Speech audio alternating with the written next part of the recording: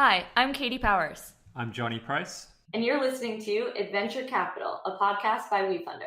WeFunder is a startup based here in San Francisco that enables other startups to raise capital through equity crowdfunding. In this podcast, we share the stories of founders who have successfully raised capital through equity crowdfunding on WeFunder. Today, we're talking with Tim Kelly, co-founder and chairman of the board of Chattanooga FC, a soccer team now owned by the citizens of Chattanooga. Earlier this year, Tim and his team raised $880,000 from over 3,000 investors on WeFunder, and I'm proud to say that I was one of them. The Chattanooga FC story epitomizes a community coming together, and it's exactly what the Jobs Act was passed for. Here's Tim.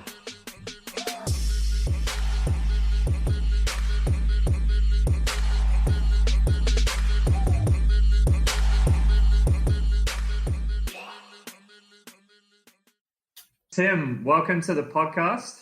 Thank you for having me. It's great to have you here.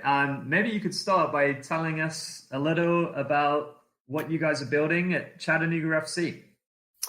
Well, we hope we're building a better mousetrap to help fix American soccer. We started it 10 years ago as a community-based team, not a franchise, playing in a summer league here, and it's grown and grown, and it's really become a community fixture here and kind of a vanguard of a movement to grow and really put soccer on the map in the United States in a way that it hasn't been before. Got it. And what league are you guys playing in with Chattanooga? So we're currently in the NPSL, the National Premier Soccer League, which is a big league, almost 100 teams nationwide. Typically plays from March to August. Really a 4-month league. We're in the process of forming a new league with some other larger teams looking to expand and move up and play longer seasons. So that's part of why we did the raise. Got it. And how does that league relate to, MLS is probably the soccer league in America that most people will be familiar with. How does your league relate?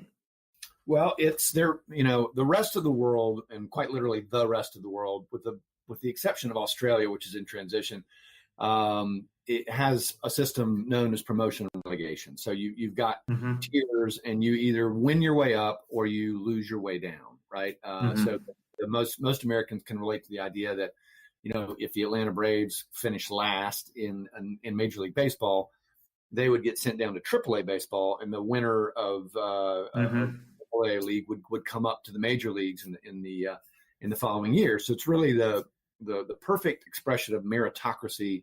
Right.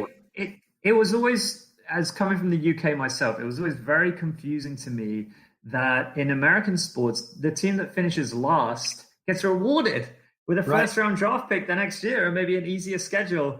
Whereas in England, if you come the bottom three in the Premier League, you get relegated, you can get relegated again, and vice versa. If you're coming up and getting promoted from the Championship, then you're in the Premiership, and that's really, really exciting. Your team can progress. It's weirdly unmeritocratic in a country like America that glories in capitalism. It was always strange to me. Yeah, so my hero of the journalistic world in soccer is an author at Michigan named Stefan Szymanski, who's actually English as well and came to the United States relatively late in life. But as he said in one of his books, it's a high irony that in many ways the United States is the most capitalistic country in the world, except when it comes to sports. We build big bumpers around them so that the poor billionaires and millionaires, are insulated from the vagaries and the outrageous fortune of running crappy teams. We'd like to see that change in the United States. Obviously, to get back to your question, the MLS is the top tier, but it's artificially and sort of synthetically frozen in the top tier because it's just the top 30 markets in the United States by size, right? So a team like Chattanooga would never have the opportunity to get there. Below that, you have the USL, which has 2 divisions. Both of these, by the way, are franchises that you just have to go buy. And so there's no way for a soccer team in the United States to earn its way up. But without getting too deep into the politics of soccer. We're hopeful that will change at some point in the not too distant future. Love it. And maybe one more question just on like Chattanooga FC before we get into the WeFunder component. But tell us a little bit about where the idea for the team came from. Who's the team? Were you guys all kind of in Chattanooga passionate about soccer? Or what was the genesis of Chattanooga FC? Yeah, it's really interesting. Chattanooga is a relatively small town, and it was basically a friend of a friend had played in this league down in Birmingham, Alabama for another team, moved up to Chattanooga and mentioned to our mutual friend, hey, I played in the soccer league. I'd love to start a team here. It's really great. I think we can do it.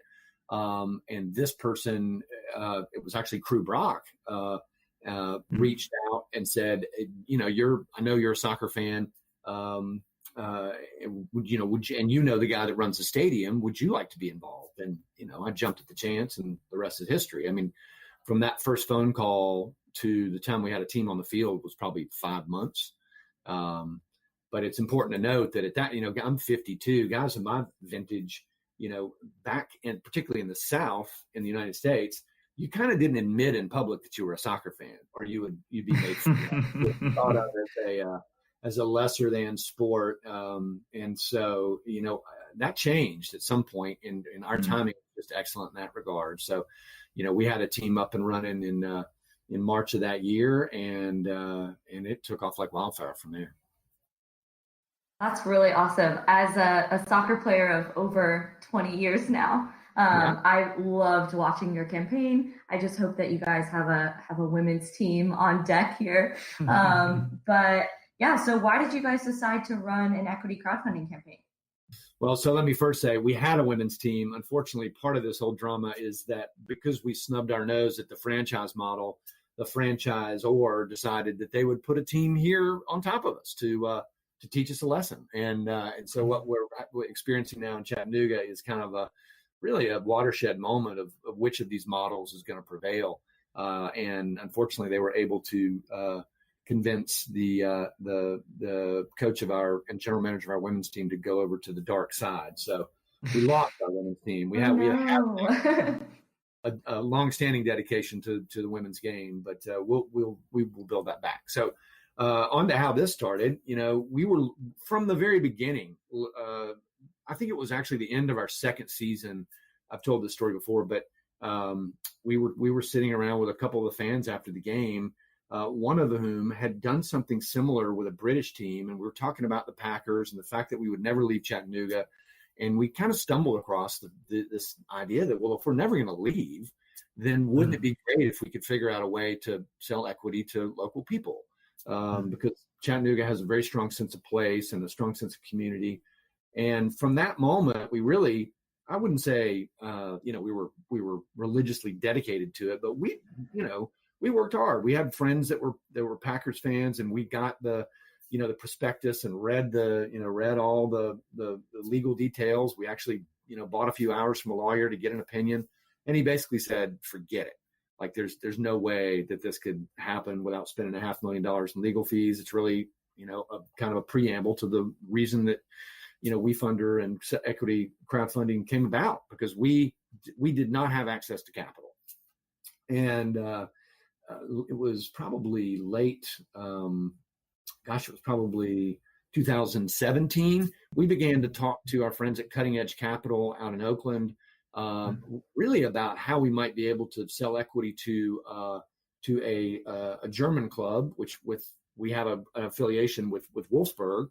And at that time, we were literally talking to them about a buy-in, a partnership. And some of these same questions came up, and they said, well, did you know you could do this Section CF equity crowdfunding thing? I said, oh my God, no, I had no idea. We've been talking about that from Jump Street, and that's how it came about. We quickly kind of dropped the idea of seeking direct investment from another club, and just thought, we're going to do this for sure. That's awesome. And what was the outcome? How have you seen your community engage within the campaign and after? I know you just recently closed, but would love to hear how it went for you. It went fantastically well. I mean, it couldn't have been, it was just it killed so many birds with one stone. it was just unbelievable. I mean, as it turns out, again, we had this competitive threat that came to town around the same time. Again, we had been planning this for 3 months prior to the announcement, but we knew we had it in the can. And when we decided to do it, I mean, the amazing thing about doing it for a sports team is the fans are literally and figuratively investing in the team, becoming invested in the team.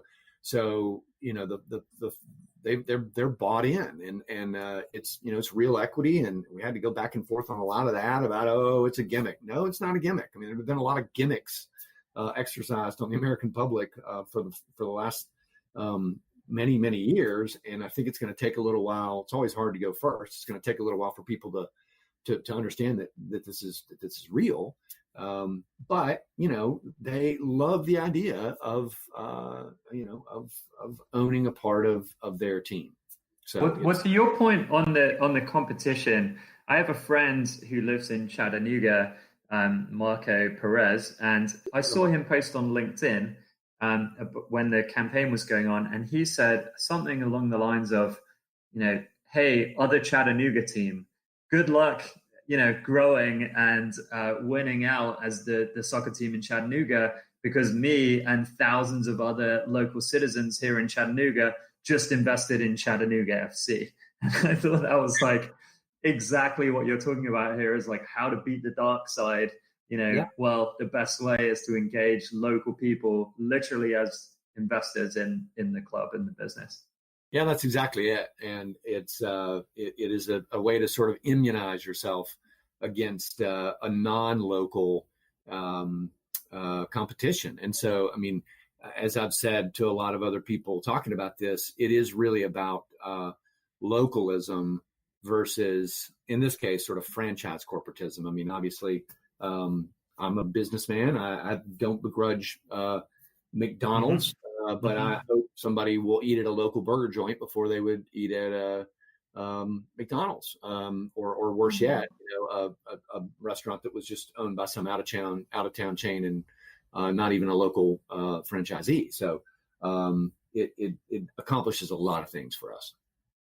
Yeah. So for the listeners who aren't as familiar with your campaign, you guys raised just under 900K from 3,288 investors, which is an insane number. Definitely a larger number of investors than our normal campaign, and super impressive.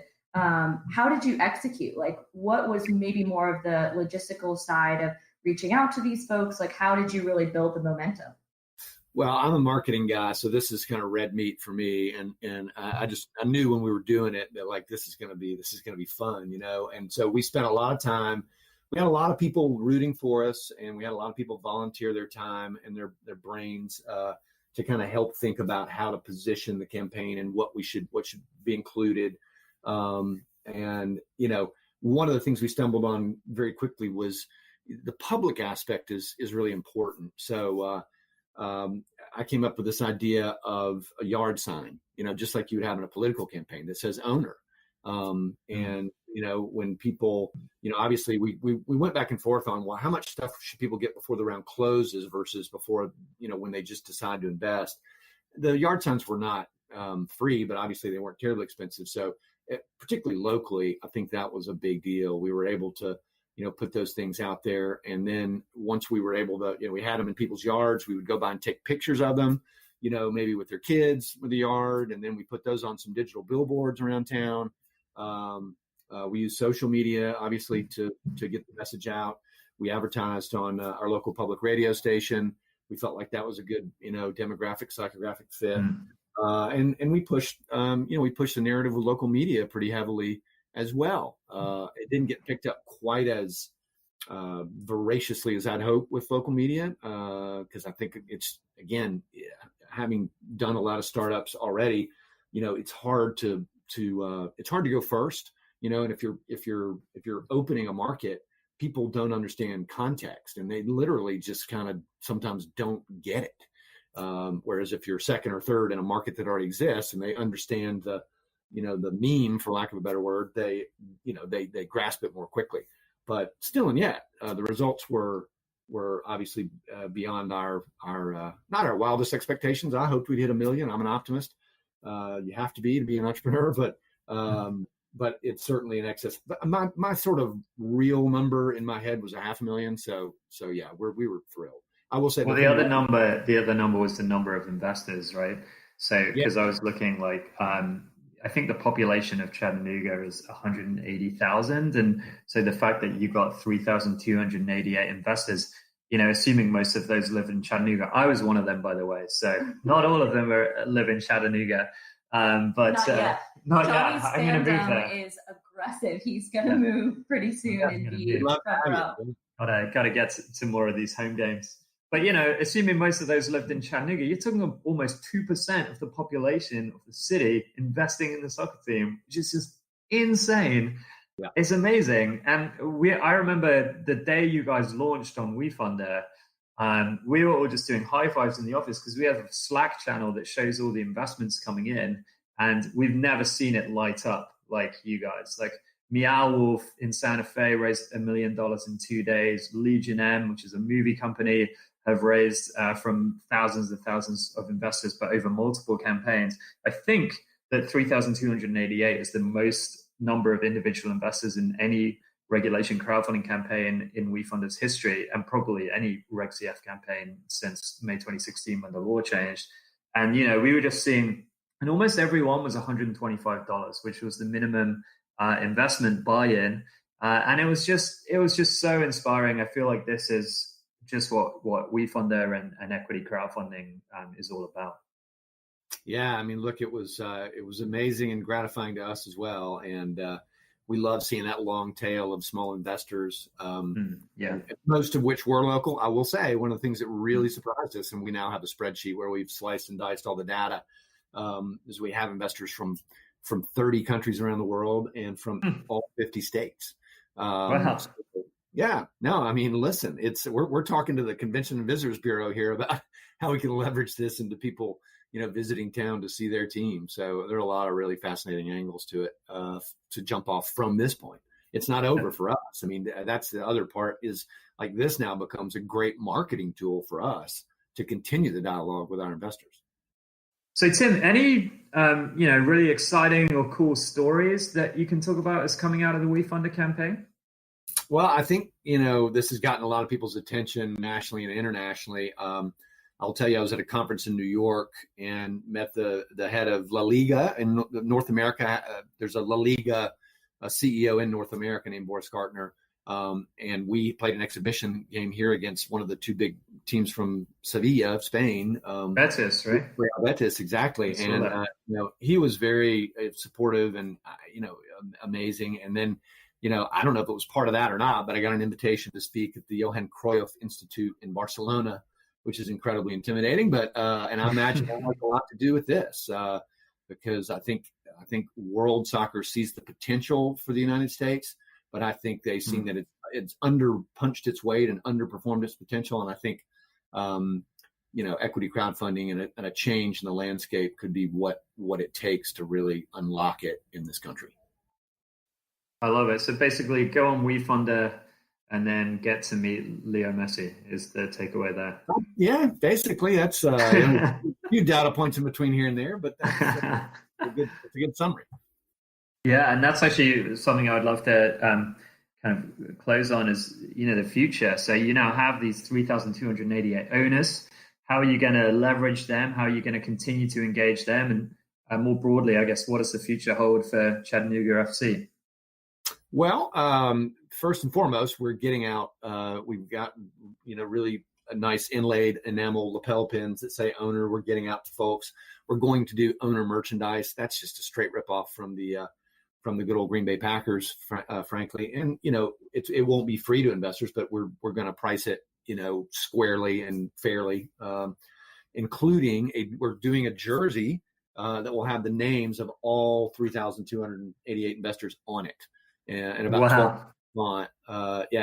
And they'll all be on it twice in case it gets covered up by a number or something. But we've already had like 500 pre-orders for that. People are really excited about that. And so not as commercially, one of the benefits we wrote into the into the agreement, one of the rights for the shareholders is to elect a member to our board, and so we're going to have nominations for that board seat, and we're going to turn the game in at halftime at a game will be a chance for the top preliminary folks to get up and say why they should be elected to the board, and then we'll actually use the game as a board meeting, right? We'll let people that aren't here send proxies in and give everybody else a big a card with a red side and a green side, and we'll vote. And I think the first vote we'll have is to never leave Chattanooga, and I expect that'll be a unanimous vote, but we'll see. That's amazing. When you say you're a marketing guy, Tim, you're not lying about that. Johnny just pulled up Google Flights. He's booked his flight to Chattanooga. Yeah. He is going to run for this board seat. I'm on Zillow. I'm on Zillow.com right now, searching for houses in Chattanooga. I can help you with that too. I love it. Well, maybe the last thing we ask every entrepreneur a couple of questions in closing. Firstly, if someone's looking at running an equity crowdfunding campaign, any advice for them on how to execute on that or how to think about it?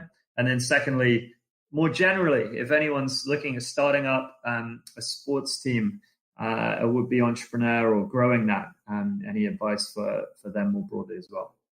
So on the first one, not to be, a shameless shill for you guys, but again, we ask a very reputable third party who we should be looking at, and she gave us the name of 2 or 3 outfits, but you guys, were the first, and obviously had that first mover advantage and are very good at what you do. So we were thrilled with WeFunder in the process, and the way that you handled it, the templated way to go through it was all great. I would say, it's useful to have outside legal counsel if you can afford it to also kind of help answer odd questions. So those are the 2 main pieces of advice. And as far as the sports teams go, it's really no different than a bakery or a brewery or anything else. If you have an engaged community, I'd say for a sports team, it's hard to start out of the gate and say, we're going to go do equity crowdfunding. But if you've been doing it for a few years and you have a really loyal following, of rabid fans who love what you do, then why not, right? Why would you not do it? I would say we had a lot of internal discussion about that share price. And obviously went on the low side. If I had it to do over, I'd probably do it a little higher. Ultimately, it's kind of a price elasticity question.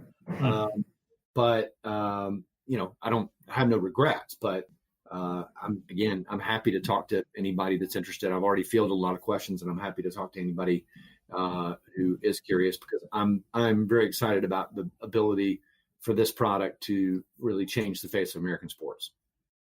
Wow. Thank you so much, Tim. We are super excited to talk to you and are huge fans of your team, both the soccer team and your leadership team. You guys are amazing. So thanks so much for your time, and we can't wait to see you in Chattanooga. Yeah, I can't wait to meet you guys in person. I hope you can come to a game soon. I'm going to be wearing my shirt with my name on it. Twice. Thanks so much, Tim. Have a good one. Thank you. Adventure Capital is brought to you by your fundraising team here at WeFunder, which consists of Johnny Price, Katie Powers, and myself, Oliver Foyahan. We'll be sharing the adventures of one of our WeFunder founders every other week. If you have any comments, ideas, suggestions, or would just like to find out more about WeFunder or our founders, don't hesitate to contact us at hello@wefunder.com. We'll see you next time.